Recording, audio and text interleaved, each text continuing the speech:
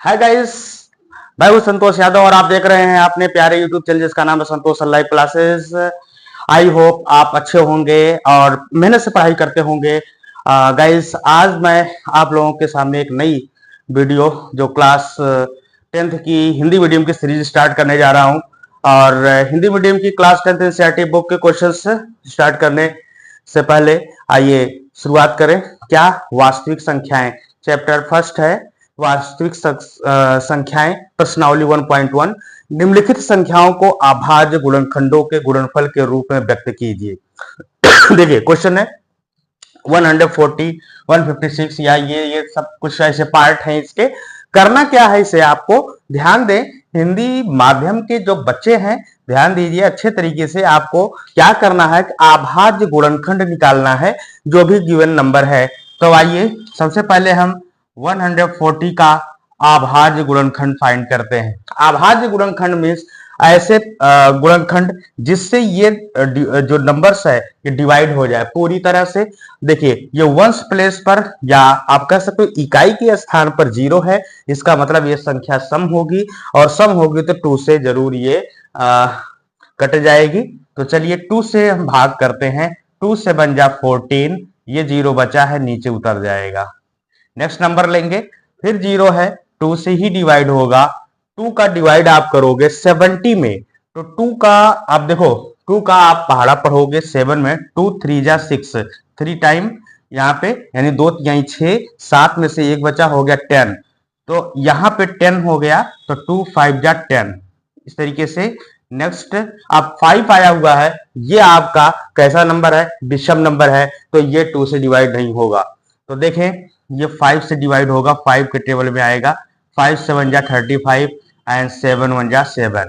तो ये जो नंबर्स आपके हैं 140 जिसके आपके अभाज्य गुणनखंड जो आया है उसका गुणनफल के रूप में व्यक्त करना है। तो अभाज्य गुणनखंड जो है 2 इंटू 2 इंटू 5 इंटू 7 यानी 2 गुणे 2 गुणे 2 गुणे 5 गुणे 7 यानी कि 2 और 2, ये देखिए 2 बार आया हुआ है तो इसको हम 2 के पावर 2 लिख सकते हैं इंटू 5 इंटू 7। 5 वन टाइम है, 7 वन टाइम है, तो ये इस तरीके से अभाज्य गुणनखंड के जो गुणनफल के रूप में आप राइट कर सकते हैं यानी लिख सकते हैं। चलिए दोस्तों नेक्स्ट क्वेश्चन देखता हूं। 156 156 का भी आप इसी तरीके से गुणनखंड फाइंड करेंगे यानी निकालेंगे। तो चलिए 2 से आपको देखो, क्योंकि आप देखो सम संख्या है, सम संख्या होने पर आप इसको 2 से डिवाइड कर सकते हो। 2 का पहाड़ा आप 15 में पढ़ेंगे तो 2 सत्ते 14, 7 बार गया तो यहाँ पे वो 1 आया और ये 1 यानी एक जो आया है 6 के बगल में चला गया 16 टू यानी कि 2 अठे 16। फिर आप देखो 2 का 2 3 6 बचा 1 हो गया 18, 2 9 18। फिर आप देखो ये 3 से डिवाइड होगा यानी 3 से कटेगा। 3 1 जा 3 अर्थात 3 और 3 3 जा 9। अब ये 13, 13 1 जा 13। अब देखेंगे हम 156 का जो ये अभाज्य गुणनखंड है तो 2 गुणे 2 गुणे 3 गुणे 13, 2 भी 2 बार है तो 2 पे पावर 2 मल्टीप्लाई अर्थात गुणे 3 गुणे 13। नेक्स्ट नंबर देखें हम 3825 3825। इसको आप डिवाइड किससे करेंगे, ध्यान देना है आपको। सबसे पहले आप देखो 5 आया हुआ तो किससे कटेगा, ये 2 से कटेगा नहीं, तो हम इसको काटेंगे 3 से। 3 का टेबल 3 में अर्थात 3 का पहाड़ा 3 में, 3 एक नम 3, 3 दूना 6, यहाँ पे 2 आया हो गया 22। 3 3 7 3 3 7 जा 21, 3 7 जा अर्थात 3 7 21, 7 टाइम यहाँ पे 1 बचा हो गया 15, 3 25 15। फिर 3 से 3 4 जा 12, 3 2 जा 6, 3 5 जा 15। आप इसको डिवाइड करिए। अब यहाँ पे हम काटेंगे इसको 5 से, 5 से काटेंगे तो 5 से कट सकता है। 5 8 जा 40, 2 बचा हो गया 25, 5 25 25। फिर इसको 5 से डिवाइड करेंगे, 5 1 जा 5, यहाँ पे बचा 8 में से 5 निकला, 3 बचा, हो गया 35, 5 सत्ते 35 और ये 17 आया, 17 एक नंबर 17। तो आप देखो ये जो नेक्स्ट नंबर आया हुआ है 3825, इसकी जो प्राइम फैक्टर आई है वो क्या आई है, 3 गुणे 3 गुणे 5 गुणे 5 गुणे 17। 3 दो बार है, 5 दो बार है, तो 3 का घाते 2 गुणे 5 के घात, इस पर भी घात 2 है, इन मल्टीप्लाई 17। तो ये आपका जो है अभाज्य गुणनखंड के रूप में इसको राइट कर सकते हैं, यानी लिख सकते हैं। अब नेक्स्ट नंबर हम देखेंगे 5005, ये किस नंबर से डिवाइड होगा। आइए सबसे पहले इसको हम देखते हैं। ये नंबर पहले 5 से आप डिवाइड कर सकते हो, अर्थात काट सकते हो। 5 वन जा यानी 5 वन जा 5, 0 0 उतर गया, और 5 वन जा 5। अब यहाँ इस किससे कटेगा ये, अब हम देखेंगे तो ये 7 से काट सकते हैं। तो देखो 10 में पहले ले जाएंगे 7 का पहाड़ा, 7 वन जा यानी 7 वन जा 7, 3 बचा हो गया 30, 7 4 जा 28, 2 बचा हो गया 21, 7 3 जा 21, और फिर अब हम डिवाइड करेंगे 11 से, 11 से कटेगा तो 11 वन जा 11, 14 में से 11 जब घटा देंगे 12 13 14 यानी 3 बचा 35 हो गया, 11 3 जा 33 और 13 हो गया, कट गया 13 से, 13 वन जा 13। तो इस तरीके से जो नंबर है 5005, इसका जो अभाज्य गुणनखंड आया हुआ है 5 गुणे 7 गुणे 11 गुणे 13, यही आएगा। इसमें सबकी पावर जो है। नेक्स्ट नंबर है 7429, 7429, इसको चलिए डिवाइड करते हैं।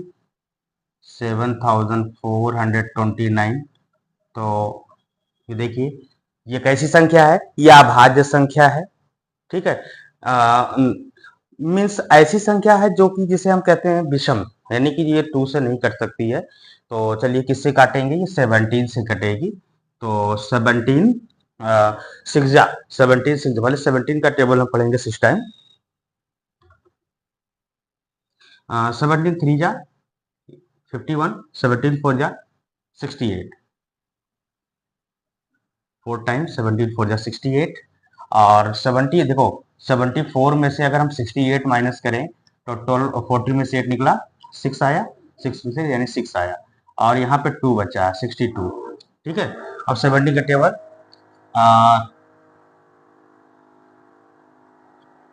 3 टाइम 17 3 जा 51, 1 1, और ये बचा 9, 17 6 जा 17 7 जा 17 7 जा 119, कट गया। अब 17 से ये तो कट गया। अब नेक्स्ट नंबर हम देखेंगे किस नंबर से ये डिवाइड होगा। तो अगर हम देखें तो ये 19 से कटेगा, 19 19 2 जा 38, और जब 43 में से 38 को माइनस करेंगे, 30 में से 8 निकला 5, 3 में से यानी 5 आया। अब 5 आया हुआ है और यहाँ 7 बचा हुआ है, 19 3 जा 27, और 23 से ये डिवाइड होगा, 23 1 जा 23। अब इसको आप जो है प्राइम फैक्टर इसका अर्थात अभाज्य गुणनखंड नोट कर सकते हैं। 7429 का ये हो गया आपका 17 इंटू 19 इंटू 23। तो इस तरीके से आपका ये फर्स्ट क्वेश्चन हुआ। नेक्स्ट क्वेश्चन है पूर्णांकों के निम्नलिखित युग्मों के एचसीएफ और एलसीएम ज्ञात कीजिए तथा इसकी जांच कीजिए कि संख्याओं का गुणनफल एलसीएम गुणे एचसीएफ होता है। तो फर्स्ट क्वेश्चन है 26 और 91। देखिए इसमें क्या करना है, आपको इस नंबर के एचसीएफ और एलसीएम निकालने हैं, फिर ये चेक करना है, जांचना है कि जो संख्याओं का गुणनफल होता है एलसीएम एचसीएफ के इक्वल होता है मल्टीप्लाई के या फिर नहीं, यही आपको करना है। तो चलिए सबसे पहले हम 26 के और 91 के हम क्या फाइंड करेंगे, इसका हम जो है अभाज्य गुणनखंड फाइंड करके एचसीएफ और एलसीएम निकालने की कोशिश करेंगे। तो चलिए 2 1 जा 2, 2 3 जा 6, 13 13 1 जा 13, ये किस नंबर से कटेगा, 7 से, 7 1 जा 7 बचा 2 हो गया 21, तो 7 3 जा 21, अब 13 किससे डिवाइड होगा? 13 से। 13 वन जा 13, तो ये आ गया 26 के प्राइम फैक्टर अर्थात अभाज्य गुणनखंड 2 गुणे 13 और 91 के 7 गुणे 13। तो इसके जो एचसीएफ हुए, एचसीएफ आपको पता है क्या होता है कि इन दोनों में जो कॉमन है, आप देखो ये 13 दोनों में कॉमन, तो ये इसका एचसीएफ हो गया। एलसीएम निकालने के लिए हम क्या करते हैं, जो कॉमन है उनमें से एक नंबर लेंगे और ये जो बचे हुए शेष नंबर हो मल्टीप्लाई करेंगे। 2 इंटू 7, 2 इंटू 7 इंटू 13, मल्टीप्लाई करिए। 2 7 जा 14, 14 इंटू 13, अगर हम यहाँ मल्टीप्लाई करेंगे तो ये आएगा 23,460। मल्टीप्लाई करेंगे तो एलसीएम 2 7 जा 14 और इंटू 13 मल्टीप्लाई करेंगे, 14 इंटू 13 का 182 आएगा। ठीक है, अब यहाँ पे कहा है कि संख्याओं का गुणनफल इक्वल टू एलसीएम इंटू। मान लीजिए पहली संख्या ए है, एक संख्या ए है, दूसरी संख्या बी है, equal to LCM into HCF. आप देखो फर्स्ट नंबर क्या है आपके पास 26, सेकंड नंबर है आपके पास 91, इक्वल टू एलसीएम आया हुआ है 182 और इंटू एचसीएफ आया है 13। मल्टीप्लाई करेंगे 26 का 91 के साथ, तो अगर आप मल्टीप्लाई करोगे तो ये आने वाला है 23,460, 23,460 और इसका भी मल्टीप्लाई करोगे 13 टू जा, चेक कर लीजिए 13 टू जा 26 का कैरी आया 2, 13 8 जा 104 और 106, 106 का 6 कैरी 10, 13 1 जा 13, 13 10 23, 13 8 जा, एक मिनट ऐसे कर लेते हैं 182 इंटू 13, 3 2 जा 6, 3 8 जा 24, 3 1 जा 3, 3 2 5, 1 2 जा 2, 1 8 जा 8, 1 1 जा 1, 6 4 2 6 और 13 1 और ये आया 13,000 1366। जरा इसको चेक करते हैं तो 26 इंटू 91, 1 6 जा 6, 1 2 जा 2, 9 6 जा 54 और 9 2 जा 18, 9 6 जा 54 कैरी 5, 9 2 जा 18 प्लस 5 23, 6 4 2 6 23, 23 6 6 दोनों इक्वल आया। तो इस तरीके से जांचने पर जब हम जांच कर रहे हैं तो ये आ रहा था, यहाँ पे आप लिखो जांच, ठीक है, आपने इसको जांच किया, ठीक है। आप देखो कि दोनों नंबर का जो मल्टीप्लाई करते हैं, जितना नंबर आता है एलसीएम और जो एचसीएफ है उसका मल्टीप्लाई करेंगे, उसी के दोनों इक्वल आ रहा है। नेक्स्ट नंबर आप करते हैं, चलिए 510, इसका अभाज्य गुणनखंड और 92 का अभाज्य गुणनखंड निकालेंगे। 2 2 2 जा 4, 2 5 जा 10, बचा 1, 2 5 जा 10 और ये किससे कटेगा 5 से, 5 5 जा 25, 5 1 जा 5 और ये किससे कटेगा, ये 13 से भी कटेगा शायद, 13 नहीं 13 से नहीं कटेगा, 3 1 जा 3, 2 3 से कटेगा। तो एक काम करते हैं, सबसे पहले हम स्मॉल नंबर से ही ऊपर से ही चेक करते हैं क्या ये 3 से कट रहा है, तो देखेंगे 3 से, तो 3 1 जा 3 बचा 2 हो गया 21, 3 7 जा 21 और 0 170 आया और किससे कटेगा ये 2 से। सबसे पहले 500 अगर 10 है तो ये 2 से तो कटेगा ही, 2 2 जा 4, 2 5 जा 10 और बचा 1, 2 5 जा 10।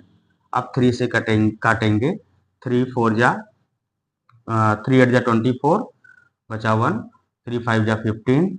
अब 5 से काटेंगे, 5 1 जा 5 और 3 5 7 जा 35, 17 से डिवाइड होगा, 17 1 जा 17। फिर यहाँ से देखिए 92 को 2 4 द 8 बचा 1, 2 6 द 12, फिर 2 2 जा 4, 2 3 या 6, 23 कटेगा 23 से, 23 बन जा 23। तो यहाँ पर देखेंगे एलसीएम 510 का और 92 का क्या आता है एलसीएम और एचसीएफ। पहले तो 2 इंटू 3 इंटू 5 इंटू 17 और 2 इंटू 2 इंटू 23। तो एचसीएफ आपका क्या आता है आप देखो, एचसीएफ दोनों में कॉमन कौन कौन से नंबर है आप देखो, 2 कॉमन है, इसके अलावा कोई नंबर कॉमन नहीं है तो एचसीएफ 2 हो गया। और एलसीएम लेंगे, जहां तक एलसीएम की बात है तो एलसीएम मल्टीप्लाई करना पड़ेगा। 2 ये है 2 और इंटू 2, 2 इंटू 2 और इंटू 3, फिर मल्टीप्लाई करेंगे 5, मल्टीप्लाई करेंगे 17, मल्टीप्लाई करेंगे 23। तो ये मल्टीप्लाई करके आंसर जो आ रहा है ये आएगा आपका 23,460, 23,460 यह है आपका एलसीएम। अब हम क्या करने वाले हैं, इसके बाद हम जांच करेंगे। ठीक है, जब जांच करेंगे तो जांच में क्या होता है, एक संख्या जो आपकी पहली संख्या है दूसरी संख्या, तो a into B equal to LCM into HCF ये होता है। तो जो आपका a है वो क्या है 510 है इंटू 92 इक्वल टू एलसीएम और एचसीएफ।